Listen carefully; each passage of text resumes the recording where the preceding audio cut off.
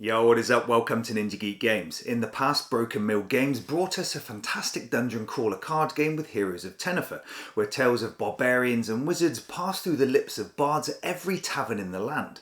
But their latest venture sees 500 million years of evolution tucked into a tiny box with Phanerozoic that hits Kickstarter on March the 18th. What's even more exciting is that I've already created a solo playthrough video, and I'll put a link to that and the Kickstarter campaign in the comments. So, what is Phanerozoic and what does it mean? I'm kidding, I know what it means.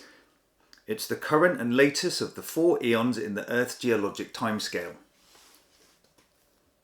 Phanerozoic is a 1 to 4 player card game that simulates the evolution of life. The game boasts card drafting and a shared tableau building area where you get to provide animals and plants with attributes in the form of mutation cards so they can evolve into new species. You want a flying scorpion with horns? You got it. You need an incredibly good looking intelligent humanoid? Keep watching this video.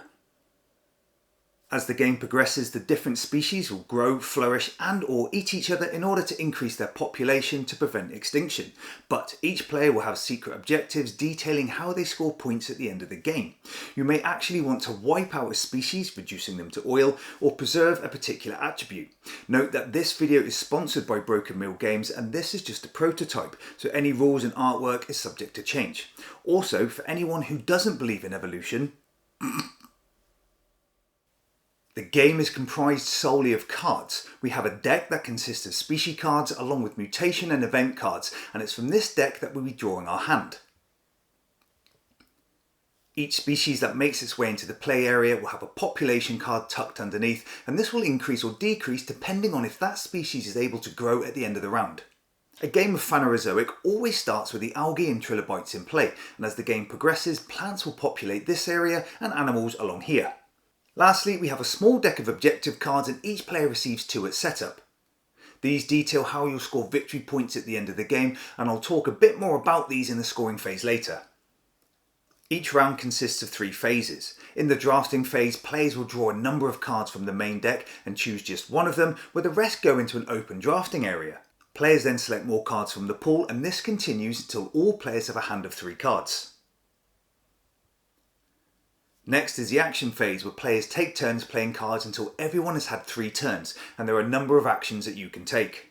Firstly, you can keep a card where, if you want to save it for later, you just hold on to it for the next round and you'll draw less cards in the drafting phase.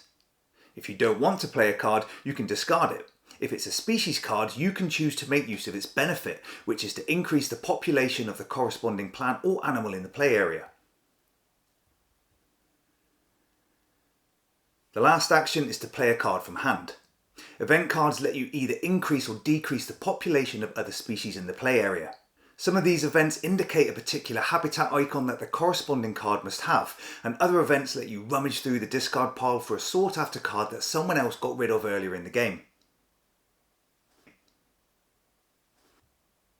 Mutation cards have 2 facings to show attributes available for plants or animals. You just need to select the side you want. There are a load of animal attributes to include horns, vertebrae or pincers, as well as a similar number of plant attributes to include flowers, roots and seeds, to name a few. To mutate a species, select the card facing and slide it under the plant or animal in play. Each species can have any number of mutation cards, but only 1 of each attribute. That is, except for these gold stars that let you know the size or body weight of the species. The more stars, the bigger it is. You can even change what the species consumes. This icon shows what resource it will consume later, so if you're worried about a species starving because there are no animals available for it to eat, you can mutate it so it becomes a herbivore. And how do you know an animal is vegetarian? Don't worry, it'll tell you. The last action is to play a species card into the play area. What you need to do is look at the new species attributes and nominate a corresponding plant or animal parent that has at least the same matching attributes, including its size represented by the stars. This new species card comes into play with a specific population based on the parent species, whose population will also drop. But the parent will now lose all of its mutations, leaving it fresh-faced to be transmuted later. In the nature phase, the species cards in the play area get to feed, where if sustained they will double in population. Most plants use sun as a resource and automatically grow, so it's simple enough. Some are carnivorous, and I'll explain how the species with plant or animal growth requirements feed now. All feeding in each row is done in numerical order. First, look at the species growth requirement to see if it feeds on plants or animals, or both, where you have more options.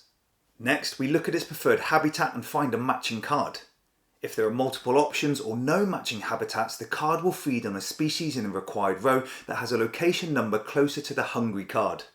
The hungry card will then chow down, reducing the target's population. That's calculated based on the size and population of the hungry card. So, over the course of this phase, multiple species cards will increase or decrease in population based on if they have eaten, starved, or have been eaten. Some may even go extinct, going into a separate discard pile. Partway through the game, you'll need to make a decision on choosing which objective card to keep and which to discard. Some of these give you endgame victory points if certain species are alive, extinct, or if a particular attribute is prevalent. A number of objectives even give negative points, so choose wisely. The game proceeds for 6 or 8 rounds depending on player count. At the end of the game, players reveal their chosen objective card and score points from its requirements. During the drafting phase, you only get to choose one card from the closed draft, but then get to choose another 2 that are open to all players, so each round you can play up to 3 cards. Species cards only come into play if a parent card has the matching attribute, so you can't choose a parent with no mutation cards or with less attributes than the new species. However, doing this can result in a species having different requirements for feeding that may help keep it alive. Over the course of the game, new animal and plants will come into play, all with a variety of attributes, including different sizes, and this dictates your decisions on which new species to play. Be prepared for a bit of maths. New species and parents will require a population alteration, and so will every card that feeds, starve, or is eaten. But after a few games, this becomes second nature. Excuse the pun. Each objective card details how you score VPs, and these will be from certain attributes or species remaining in play, although some require you to wipe them out. I won't discuss the solo mode, as you can see that in my playthrough video, but multiplayer games take up to an hour to play. The shared tableau is quite novel, and you'll likely curse if mutations get removed from a parent card that you are hoping to utilise. Also, if the plant or animal row becomes empty, then the algae and trilobites that were placed at setup always come crawling back. Life finds a way. Phanerozoic hits Kickstarter on 18th of March, and there'll be a link to the campaign in the comments, and I recommend you check it out. Thanks for watching. This is Ninja Geek Games. Cheers. Opposable thumbs.